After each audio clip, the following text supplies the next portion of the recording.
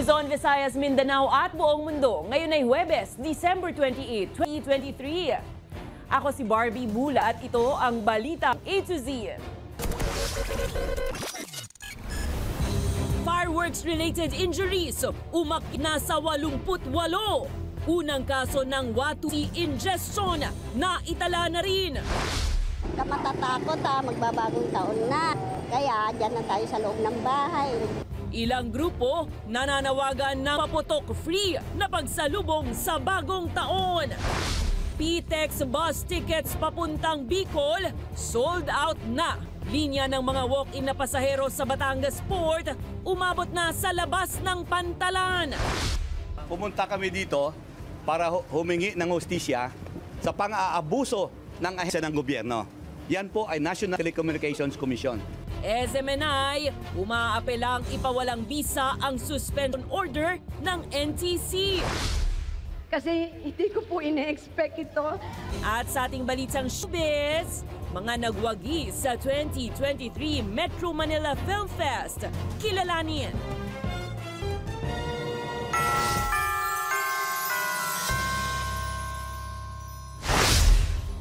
Magandang gabi, pambungad sa ating newscast. Umabot na sa labas ng gusali ng Port of Batangas ang pila ng mga walk-in na nais sumakay ng Roro para sa New Year's Eve exodus. Ang ilan sa kanila hindi pa rin pamilyar sa paggamit ng online booking. At abiso naman sa ating mga ka-A to Z sa Metro Manila, sold out na po ang walk-in tickets sa PTEX papuntang Bicol. May balitang A to Z si Ian Maghanoy. Dalawa ang pilang nakalaan para sa mga pasaherong dumadating dito sa Batangas Port.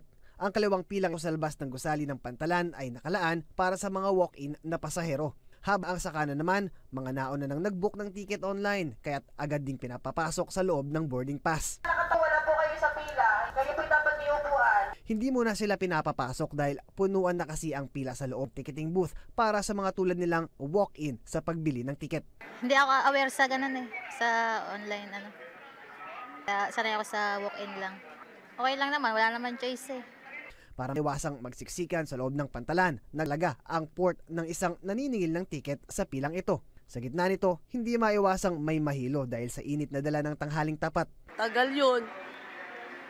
Anong gagawin ko isa lang. Isang oras ang pinalipas na pila sa labas bago sila tuluyang pasukin sa loob ng pantalan. Lahat sila ay idinaan sa security screening. Maging ang kanilang mga gamit ay isinailalim sa X-ray scanning. Isa-isa rin kinapkapan ng mga sekyo ang mga pasahero. At dahil maagang nakapasok sa boarding pass, komportable na ang lagay ng mag-asawang ito sa loob ng pantalan. Sa online booking system kasi nila idinaan ang pagsasecure ng ticket upang mapadali ang biyahe sa Roro papuntang isla ng Katiklan. Nag-advance booking po kami knowing na syempre dadagsa yung mga babiyahe ng usually 1 week before the year ends. Kaya nag-advance kami, nag-book kami para pagdating namin dito, nasa na lang kami, waiting na lang kami na dumating yung sasakyan namin. Hindi naman problema kung may ticket ka or wala kasi meron ka ng sure na makakasakay kasi nakapag-book ka na a year. Malaki bagay daw ang online booking para hindi sila maipit sa biyahe ngayong ina-anticipate na nila ang dagsa ng mga pasahero dahil sa holiday season.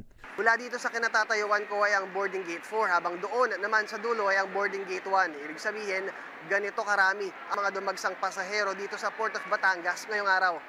Ayon sa pinakabagong pagtataya ng Philippine Ports Authority PPA, papalo sa 17,000 hanggang 20,000 ang dagsa ng mga pasahero sa Batangas Port ngayong papalapit na ang New Year. Sana wag at saka sana maging mabait yung agat na hindi siya maalon para naman matroma yung mga anak ko. Kasi pag eroplano sana kami kasi wala kaming pera ba. Ano oras kayo nakarating dito? Nakarating kami dito siguro mga 12. Oo. Opo. Nagugutom lang kami. Baka may naman may sponsor dyan na magpapakain sa amin ba? Pero kung sa panlan ng Batangas ay may ticket pang mabibili mapa-online book o walk-in kahit blockbuster ang pila, Parañaque Integrated Terminal Exchange o PTEX, lahat ng ticket pa Bicol ubos na mapa-aircon o ordinary bus. Nagbusan na at sirado na yung ibang bus companies, umuwi na daw. Tapos yung kapatid ko uuwi bukas, sabay sana kami. Buti na lang ako yung nag-decide na umuwi ngayon kasi kung kasama ko sila, hassle kasi may baby pa silang kasabay. 1 month advance kami. So, ang iba po talaga is Before po dumating yung December, November, nagpapabook na po sila through walk-in, then online din po. Kaya po, chance passenger na lang po talaga. If in case na si pasahero is hindi po talaga siya tuloy or nagpalit siya ng date, kung kaya po siya aalis, doon pala po magkakaroon ng bakante. Ayon sa pamunuan ng terminal, pumalo na sa 100,000 mga pasahero ang dumagsa sa PTEX ngayong araw. Para sa Balitang A to Z, Ian Hanoy. Samantala, nakahanda na ang Philippine Coast Guard sa inaasahang dagsa ng mga biyahero sa mga pantalan para sa paparating at pagkatapos ng selebrasyon ng Bagong Taon. Ayon sa PCG, 15,000 na personel nila ang nakadeploy sa mga port sa buong bansa. Mananatili ang mga ito habang naka-heightened alert hanggang January 3. Coast Guard naman, andyan po ang ating medical teams at ang Passenger Assistance Center together with the Philippine Coast Guard Auxiliary na for the purpose na makatulong makacheck sa ating mga passengers, mabigyan po sila ng advice kasi meron din po ng mga on the spot pumunta sa ating mga pantalan, nag-expect na makakasakay agad, meaning hindi po na plano na mag-booking. So andun po tayo para magbigay advice, tutulong with the PPA and other stakeholders. Again, combined efforts po talaga para makatulong sa lahat. Nadagdagan ng 13 bagong kaso ang bilang ng mga saktan dahil sa paputok ilang araw bago ang year. Nakapagtala na rin ng bansa ng unang kaso ng aksidenteng pagkakalunok ng tusi. Ang detalye sa ating Balitang A to Z. Umaapela ang Department of Health pamilya ng 4 na taong gulang na lalaki na aksidenteng nakalunok ng WATC na bumalik muli sa ospital. Ang ating pasyente ay nabigyan naman ng unang lunas at siyang ginagamot na ngayon sa Toxicology Center. Ayon kasi sa pinakabagong update mula sa tumanggap na ospital, hindi na makontak ang pamilya. Ito ang unang kaso ng pagkakalunok ng paputok ngayong taon. Hindi na maglalabas ng detalye ang ahensya ukol sa kaso upang isaalang-alang ang privacy ng pamilya. Babala ng DOH, hindi agad makikita ang simptom ng pagkalason sa WATC at posible rin itong mauwi sa pagmatay kung hindi mabibigyan ng atensyong medikal. Sakali namang aksidenteng makalunok ng WATC ang sinuman, ayon sa eksperto, dapat huwag pipiliting magsuka ang pasyente pero bigyan nga siya ng egg whites. Yung egg whites, yung puti ng itlog, yan ay bumabalot dun sa yellow phosphorus. Nagkakaroon tayo ng sa Ingles tinatawag na isang protein-heavy metal precipitate o sa Tagalog nakabalot yung protein dun sa mismong lason. Ngayon, itong lason na to, pagbalutan siya nung ating egg whites, madali siyang tanggalin. Hindi natin dapat tinatanggal sa bahay kaya nga una, bigyan siya ng egg white pero dalhin siya sa ospital. Sa ngayon, umakyat na sa 80 ang bilang ng mga nasaktan dahil sa mga paputok sa bansa. Karamihan sa aksidente nangyari sa bahay. Mababid na naghihigpit ang pamahalaan kontra iligal na mga paputok. Pero paalala ng DOH, legal man o iligal, parehong may dalang panganib ang mga firecrackers at fireworks. Paalala naman ng Metro Manila Council, mas mainam tangkilikin na lang ang community fireworks displays. Sa mga mamamayan natin, mas mabuti kung magkaroon tayo ng tahimik, payapa, na pagsalubong sa Bagong Taon kaysa mapunta pa tayo sa ospital dahil nasabugan tayo ng mukha o naputulan ng daliri. Una na ring isinusulong ng Department of Interior and Local Government ang total ban sa mga paputok sa buong bansa, liban sa community fireworks displays. Kaugnay niyan, todo kondisyon na ang ilang fur parents sa kanilang pets ngayong nalalapit na Bagong Taon kung saan sasalubungin ito ng naglalakasang mga paputok. Kaya naman nananawagan ng ilang po kasama ang Animal Welfare Society ng paputok free ngayong New Year. Sa halip, tangkilikin na lang daw ang mga alternatibong pampaingat. Kung ano yan, alamin si A to Z ni Ace Cruz. Matatakot magbabagong taon na. Kaya dyan na tayo sa loob ng bahay. Tayo lalabas ha. Yan si. Ganyan kung kausapin ni Nanay Mila ang alaga niyang Shih Tzu na si Beyonce araw bago magbagong taon. Ayaw na anyang danasin ng fur baby at takot nung pagsalubong sa New Year na kaliwat kanan ng putukan. Nasa loob siya ng sumisiksik siya doon sa kama.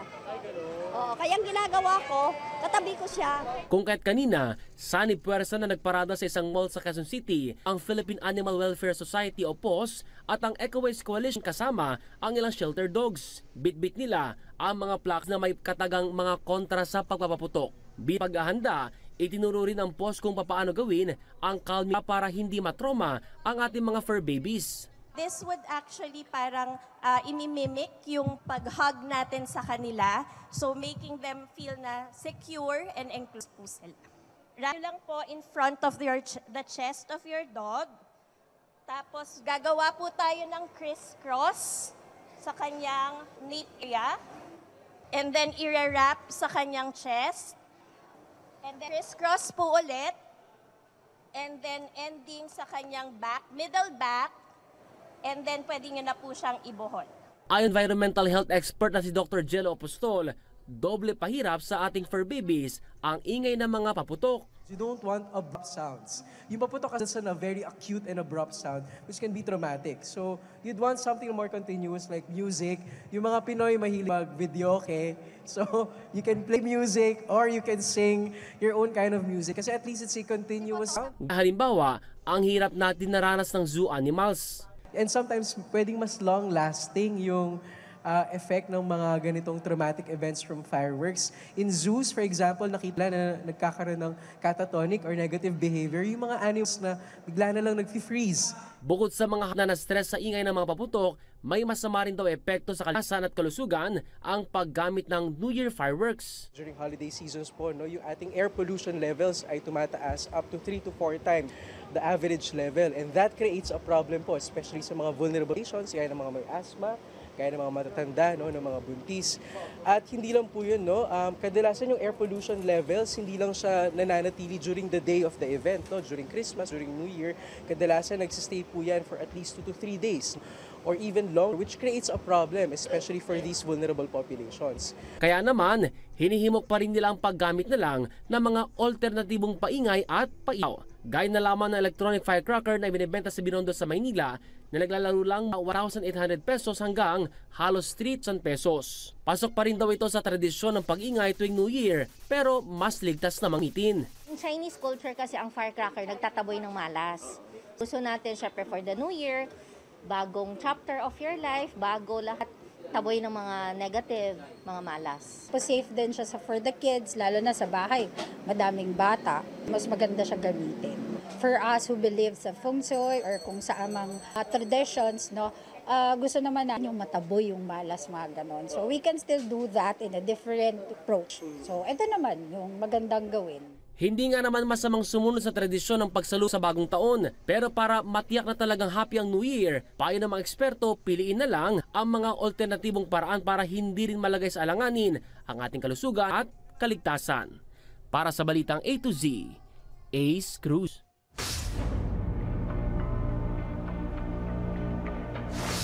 Tiniyak ng Transportation Department na maaari pa rin makabiyahe hanggang January 2024 ang mga jeepney driver at operator na bigong makapag-consolidate sa itinakdang petsa. Ayon kay Office of Transportation Cooperatives of OTR Chairperson Jesus Ferdinand Ortega, magbibigay sila ng special permits to operate sa mga ruta na walang consolidated transport service entity. Samantala, nakahanda na rin daw ang pamahalaan sa posibleng tigil pasada ng ilang transport group sa mga susunod na araw. Pagdating ng January, yung mga hindi nag-consolidate, tuloy pa rin naman niyang babiyahe dahil we will give them the process. May proseso po ang LTFRB na gagawin sa kanila. They will be given a chance to explain. They will be given a chance through a process. Para finally, sa dulo naman po, ay maibibigay sa kanila yung desisyon ng LTFRB wherein pag hindi nga sila nag-consolidate, sila ay hindi na pwede tumakbo. Nagkokomento naman ng Korte Suprema ang DOTR at LTFRB hinggil sa nakabinbin na petisyon kung bakit kinakailangan ipatigil ang PUV Modernization Program. Ito ay makaraang maghain ng ilang transport group ng temporary restraining order para mapigilan ang mandatory PUV consolidation. Habang 10 araw lang at wala ng extension ang ibinibigay ng Korte Suprema sa DOTR at LTFRB. Una nang inihayag ng Pangulong Ferdinand Marcos Jr. na hindi na palalawgin pa ang December 31 deadline sa PUV consolidation dahil umabot na rin daw sa halos 70% ng mga jeepney driver at operator ang kalima sa inisyatibo ng gobyerno. Sa Sa iba pang mga balita, umaapela sa Court of Appeals ang mga abogado ng Suarasug Media Corporation upang ipawalang bisa ang suspensyon na ipinataw ng NTC sa Sunshine Media Network International o SMNI. Si Makabayan Block Representative Franz Castro naman naniniwalang posible pa rin humantong sa tuluyang pagkansela ng prangkisa ang SMNI kung hindi o mabago. Ang detalye sa balitang A to Z ni Kim Sanas. Pumunta kami dito para humingi ng hustisya sa pang-aabuso ng ahensya ng gobyerno. Yan po ay National Telecommunications Commission. Formal nang nagtungo sa Court of Appeals ang Suarasug Media Corporation o ang kumpanya sa likod Sunshine Media Network International o SMNI para hilingin sa CON na ipatigil ang suspension order na ipinataw ng National Telecommunications Commission sa kanilang media network. Alam niyo po, 2 programa lang sa SMNI ang nireklamo. Yung po ay gikan sa masa para sa masa at yung laban kasangbayan. Bakit yung buong network ay pinarusahan? Di ba dapat ang kasalanan ni Pedro kay Pedro lang? Matatanda ang nagbaba ng 30 araw na suspension order ang NTC sa buong SMNI base na rin sa resolusyon na ipinasa ng Kongreso ukol sa mga paglabag ng kumpanya sa prangkisa nito. Agay na ayon sa kampo ng SMNI ay paglabag sa konstitusyon dahil sa kawalan ng due process. Pa-influensyahan sila ng House of Representatives kasi gumagawa sila ng desisyon ng suspension na walang due process. Sinupil nila ang aming karapatan sa mamahayang pabahayag without giving us our day in court. Imagine mo, hindi kami binigyan. Kung ito ay mangyayari sa SMNI, ito ay maaaring mangyari maski kanino man dito ngayon sa press conference na ito. Nag-ugat ang issue sa ipinalabas ng SMNI na aligasyon gumastos ng 1.8 billion pesos ang Office of the House Speaker sa international travel pero wala itong ebidensya. Sa hearing sa Kamara, naungkat na rin ang patong-patong na reklamo sa SMNI ukol sa red tagging, disinformation at maging issue sa pagmamay-ari nito. Hopefully, hindi katigan ng RTC dahil obvious naman yung mga nag-violations doon sa kanilang prangkisa. Okay, so hopefully ma-serve yung kanilang accountability na pinataw ng MTRCB at saka ng NTC. Yung kay ACT Teachers Party List Representative Franz Castro, magpapatuloy ang investigasyon ng Kamara ukol sa issue. Hindi rin ito isinasantabi ang posibilidad na matanggalan ito ng broadcast franchise. Personally, no, pwede nang dapat kung talaga magbabago ang SMNI, ay pwede na sila matanggalan ng prangkisa. Una nang itinakda ng Kamara ang muling pagdinig sa issue sa INER habang sasalang naman ang NTC administrative hearing sa January 4. Para Balitang A to Z, Kim Sanas.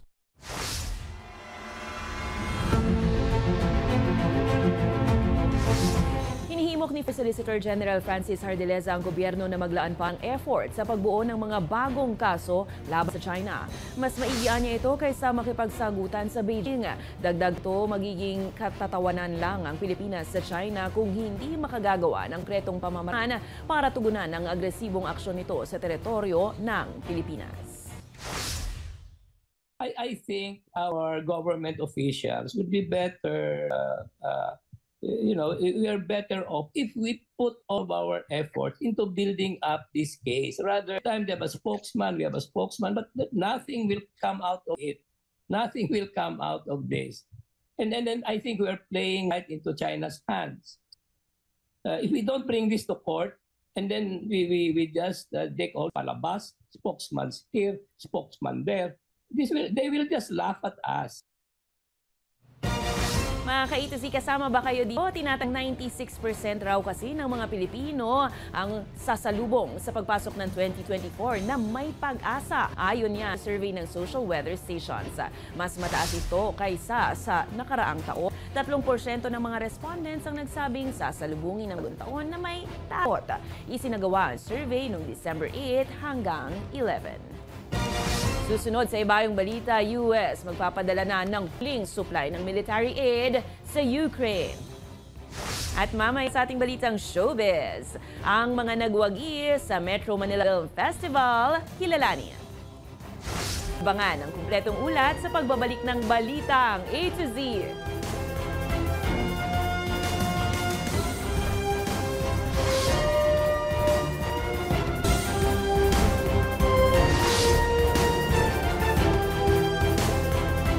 Sinibak na Nasa pwesto at kasuhan pa ang pulis na nagmamaneho ng PNP mobile car na pumasok sa EDSA busway at nagsanhi ng aksidente kahapon. Ayon kay PNP spokesperson Police Colonel Jean Fajardo, sasampahan ito ng reckless driving at ng kasong administratibo. Magugunitang 5 ang nasaktan matapos iwasan ng pampasaherong bus ang PNP vehicle na biglang kumabig papasok sa busway. Muli namang nagpaalala ang MMDA, mahigpit na ipinagbabawal ang pagdaan at paggamit ng mga hindi otorisadong sasakyan, kabilang ang mga government marked vehicles at red plate vehicles sa EDSA busway. Kausap na po namin yung district director po ng QCPD at kakasuhan po yung police natin ng reckless driving. Nakausap na rin po natin, ma'am, yung director po ng National Police Training Institute at piniprepare na po nila yung pagsampa po ng administrative case.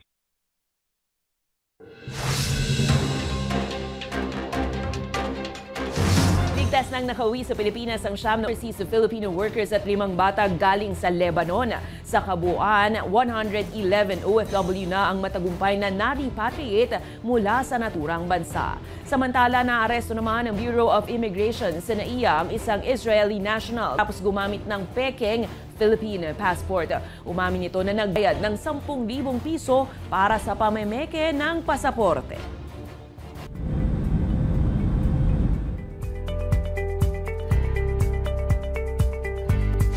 Inanunsyo ng gobyerno ng US na huling supply ng military aid ang ipapadala sa Ukraine sa ilalim ng kasalukuyang authorization. Magdedesisyon pa ang kanilang kongreso kung itutuloy pa ang pagsuporta sa Ukraine sa laban nito sa pananakop ng Russia. Nagkahalagang $250 million ang huling tranche ng tulong kasama ang air defense ammunitions at karagdagang high mobility artillery rocket systems. Sa magdadalawang taon ng gyera, wala pa rin katiyakan kung kailan ito magtatapos ayon kay Ukraine President Volodymyr Zelensky. Sa aming pagbabalik, sino nga bang humakot ng mga parangal sa 2023 Film Fest? Manatiling nakatutok, kayo ay nanonood ng Balitang A to Z.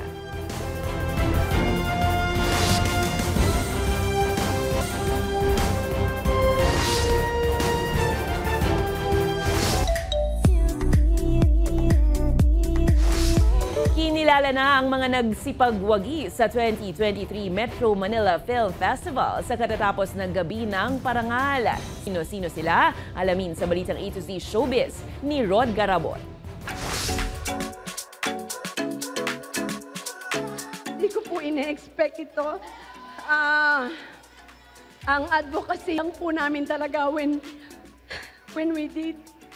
I met you in Tokyo, it's not even the best actress or best actor. Pero ang talagang advokasya po namin ay maging successful ang Metro Manila Film Festival.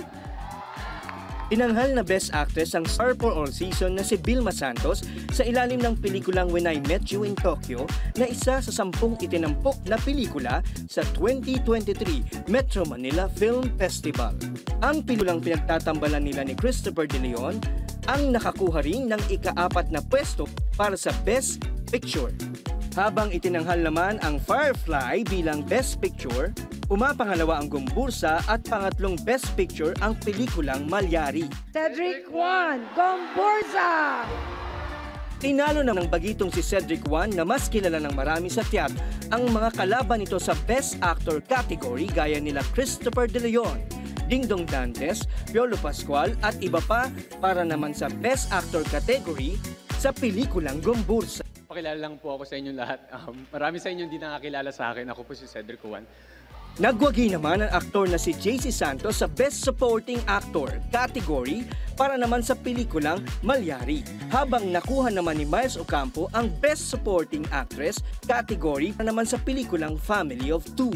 Iginawad naman ang Best Director Award kay Pepe Jocno para sa direksyon nito sa Gumbursa. Best Screenplay naman ang Firefly. At nakuha naman ng When I Met You in Tokyo ang FPJ Memorial Award for Excellence. Iginawad naman ng Best Child Performer kay Ewan Micael mula naman sa pelikulang Firefly. Best Editing naman ng pelikulang Kampon sa direksyon ni King Palisok. Eileen?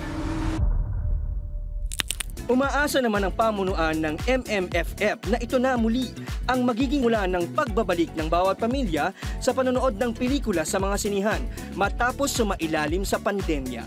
Para sa Balitang A to Z, Rod Garabon.